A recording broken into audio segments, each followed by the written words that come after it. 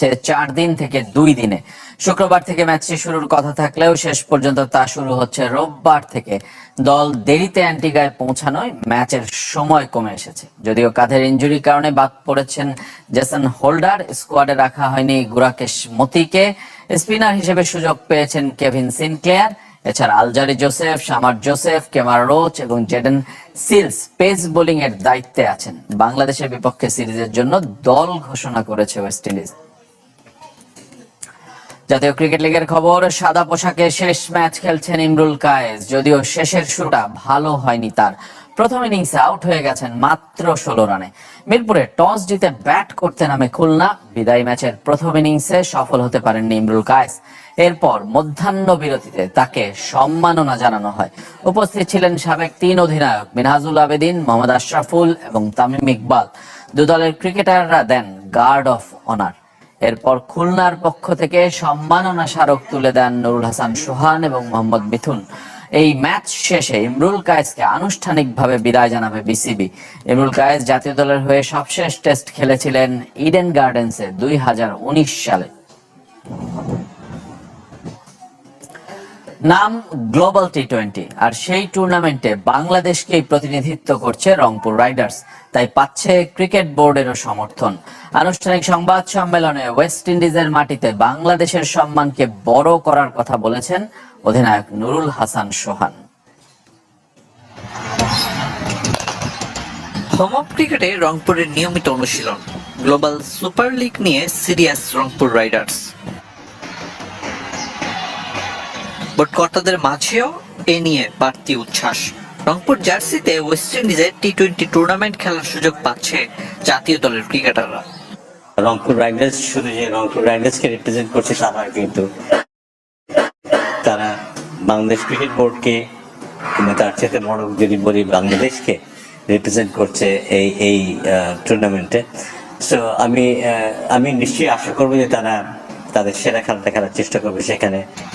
Global super লিগে রংপুরের শক্তি spin unit. ব্যাটাররা দিতে চায় সামর্থ্যের পরিচয়। আফিফ হোসেন, নুরুল হাসান, সাইফুদ্দিনরা পারফর্ম করে নজর কাটতে চায় নির্বাচকদের। যেহেতু এখানে 5টা ভালো মানের ফ্র্যাঞ্চাইজি ক্রিকেট টিম আছে, তো আমার কাছে মনে হয় খুব কম্পিটিটিভ ম্যাচ আমরা ওখানে খেলতে পারবো এবং ওই এক্সপিরিয়েন্সটা আমাদের পরবর্তীতে অনেক কাজে লাগবে। কন্ডিশন নিয়ে চিন্তিত নন রাইডার্স অধিনায়ক। গায়ানার সাথে মিল দেখছেন মিরপুরের উইকেটে।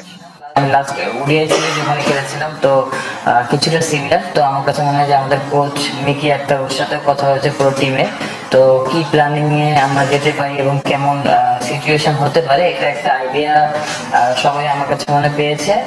বাট ওখানে যাওয়ার পর যেটা বললাম যে 3-4 দিনের একটা প্র্যাকটিসের অপরচুনিটি পাবো, এটা আমরা কাজে লাগানোর চেষ্টা করবো।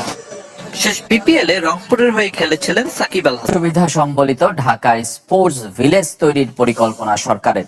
বঙ্গবন্ধু স্টেডিয়াম সহ অন্যান্য স্থাপনার নাম পরিবর্তনের সিদ্ধান্ত আসবে উপদেষ্টা পরিষদের কমিটি থেকে। প্রতিবন্ধীদের জন্য সংসদ ভবন সংলগ্ন শহীদ ফারহান ফাইয়াজ মাঠ উদ্বোধন করে এসব জানান ক্রীড়া উপদেষ্টা আসিফ মাহমুদ। একদিন তুমি পৃথিবী ছেড়ে যাবে, এমন জীবন গড়ো যাতে তুমি স্মরণীয় হয়ে থাকো।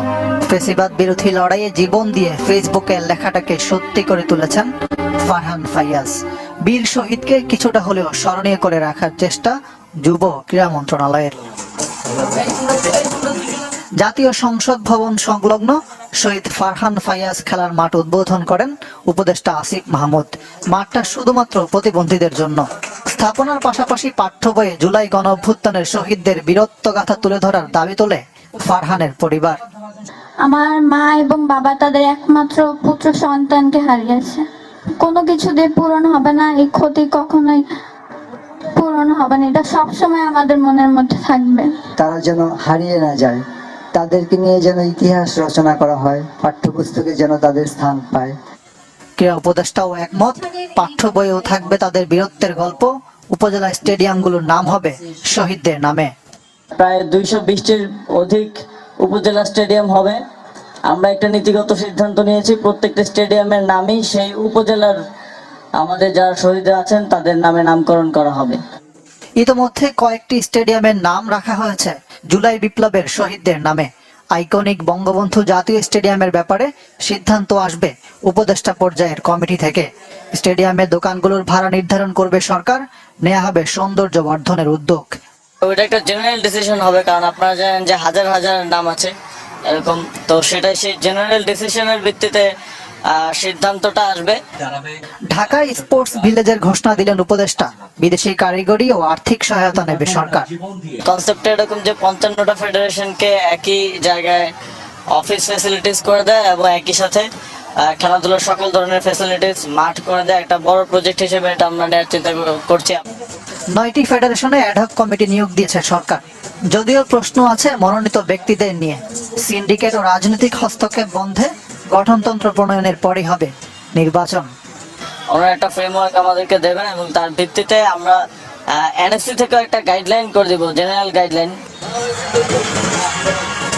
ইকরাম হুসাইন, চ্যানেল 24, ঢাকা।